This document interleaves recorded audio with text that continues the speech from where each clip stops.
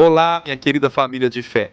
Eu sou Fernando Tobes e este é o dia 70 do nosso projeto A Bíblia em um Ano. Que bênção estarmos juntos há 70 dias nessa jornada espiritual. Cada capítulo nos aproxima mais de Deus.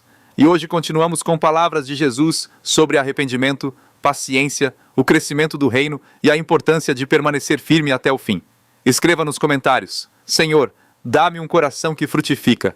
A leitura de hoje inclui Lucas 13 e 14, Salmo 50, já lido no ciclo anterior, seguimos agora com o próximo do plano, Salmo 51 e Provérbios 12, 10 a 12. Lucas 13. Naquela ocasião, algumas pessoas que estavam presentes contaram a Jesus que Pilatos misturara o sangue de alguns galileus com os sacrifícios deles. Jesus respondeu: Vocês pensam que esses galileus eram mais pecadores do que todos os outros galileus por terem sofrido dessa maneira? Eu lhes digo que não. Mas, se não se arrependerem, todos vocês também perecerão. Ou aqueles 18 que morreram quando caiu sobre eles a torre em Siloé? Vocês pensam que eram mais culpados do que todos os outros que moravam em Jerusalém? Eu lhes digo que não. Mas, se não se arrependerem, todos vocês também perecerão. Então contou esta parábola. Certo homem tinha uma figueira plantada em sua vinha. Foi procurar fruto nela e não achou nenhum. Por isso disse ao que cuidava da vinha: Já faz 3 anos que venho procurar fruto nesta figueira e não acho. Corte-a, por que deixá-la inutilizar a terra? Senhor, respondeu o homem, deixa-a por mais 1 ano, e eu cavarei ao redor dela e a adubarei. Se der fruto no ano que vem, muito bem, se não, corte-a. Certo sábado, Jesus estava ensinando numa das sinagogas, e ali estava uma mulher que havia 18 anos vinha sendo dominada por um espírito que a mantinha doente. Ela andava encurvada e de modo algum podia endireitar-se.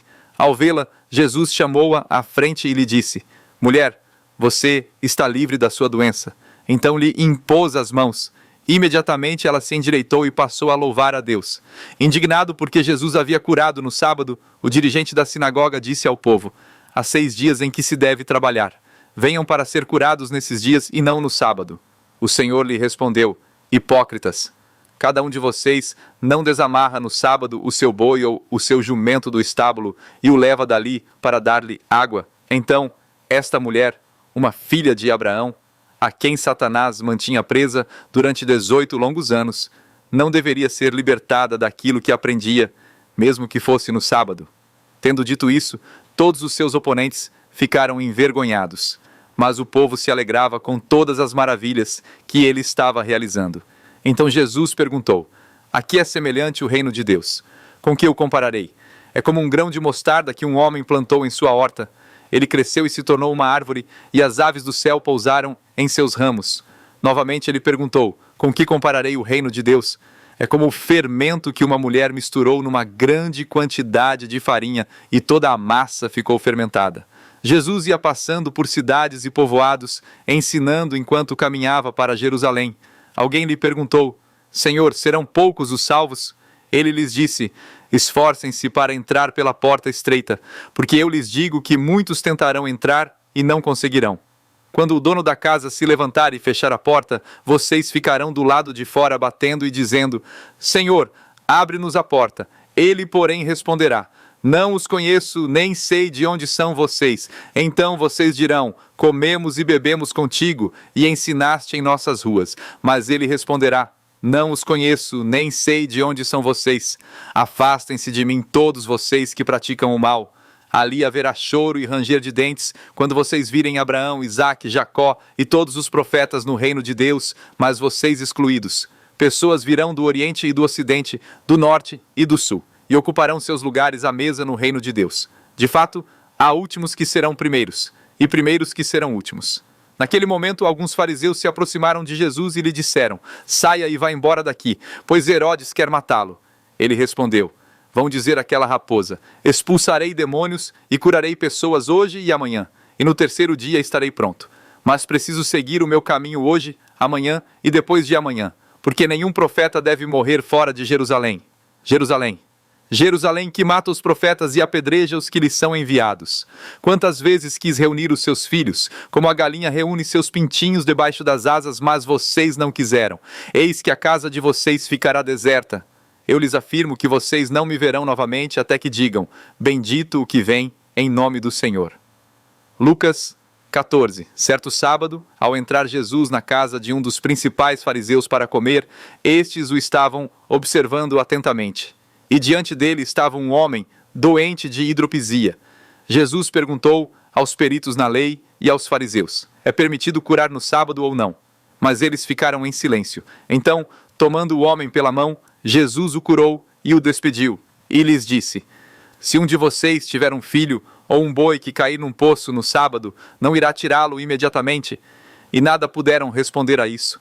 Ao notar como os convidados escolhiam os lugares de honra à mesa, Jesus lhes contou esta parábola: quando alguém o convidar para um banquete de casamento, não ocupe o lugar de honra, pois pode ser que tenha sido convidado alguém mais importante do que você.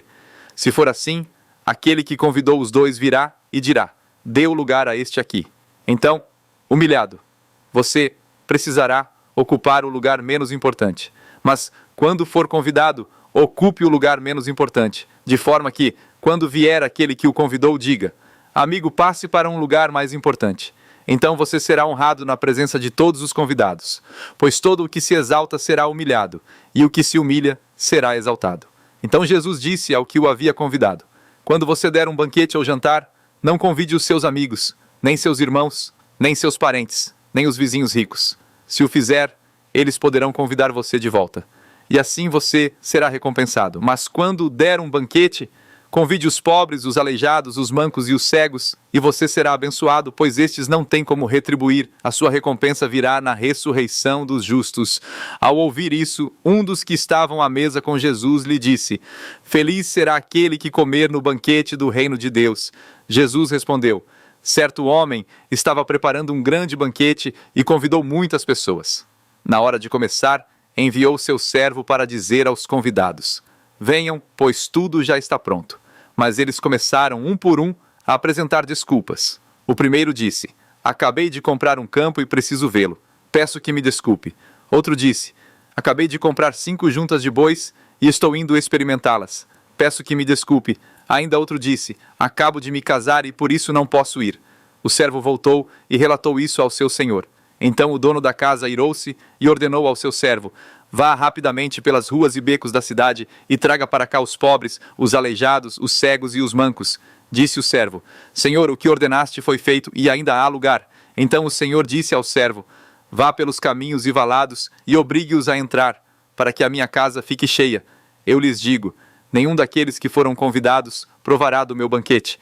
Grandes multidões acompanhavam Jesus, e voltando-se para elas ele disse: se alguém vem a mim e não aborrece seu pai, mãe, mulher, filhos, irmãos e irmãs, e até a sua própria vida, não pode ser meu discípulo. E quem não carrega a sua cruz e não me segue, não pode ser meu discípulo. Qual de vocês, querendo construir uma torre, primeiro não se assenta e calcula o preço, para ver se tem dinheiro suficiente para completá-la? Pois, se lançar o alicerce e não for capaz de terminá-la, todos os que a virem rirão dele, dizendo: este homem começou a construir e não foi capaz de terminar. Ou qual é o rei que, pretendendo sair à guerra contra outro rei, primeiro não se assenta e pensa se com 10.000 homens é capaz de enfrentar o que vem contra ele com 20.000? Se não for capaz, enviará uma delegação, enquanto o outro ainda está longe, e pedirá condições de paz. Da mesma forma, qualquer de vocês que não renunciar a tudo o que possui, não pode ser meu discípulo. O sal é bom, mas se ele perder o sabor, como restaurá-lo? Não serve nem para o solo, nem para adubo. É jogado fora. Quem tem ouvidos para ouvir, ouça. Salmo 51.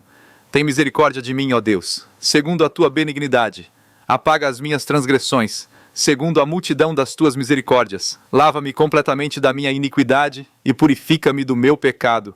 Pois eu conheço as minhas transgressões e o meu pecado está sempre diante de mim. Contra ti somente pequei e fiz o que é mal diante dos teus olhos, de modo que és justo quando falas e irrepreensível quando julgas. Eis que eu nasci em iniquidade, e em pecado me concebeu minha mãe. Eis que desejas a verdade no íntimo e no oculto me ensinas a sabedoria. Purifica-me com hisopo e ficarei limpo. Lava-me e ficarei mais branco do que a neve. Faz-me ouvir júbilo e alegria, para que exultem os ossos que esmagaste. Esconde o teu rosto dos meus pecados e apaga todas as minhas iniquidades. Cria em mim um coração puro, ó Deus, e renova dentro de mim um espírito estável. Não me expulses da tua presença, nem tires de mim o teu Santo Espírito. Devolve-me a alegria da tua salvação e sustenta-me com um espírito pronto a obedecer. Então ensinarei os teus caminhos aos transgressores, e os pecadores se converterão a ti. Livra-me dos crimes de sangue, ó Deus, Deus da minha salvação, e a minha língua cantará a tua justiça. Abre os meus lábios, Senhor, e a minha boca anunciará o teu louvor. Não te deleitas em sacrifícios, nem te agradas em holocaustos, senão eu os daria.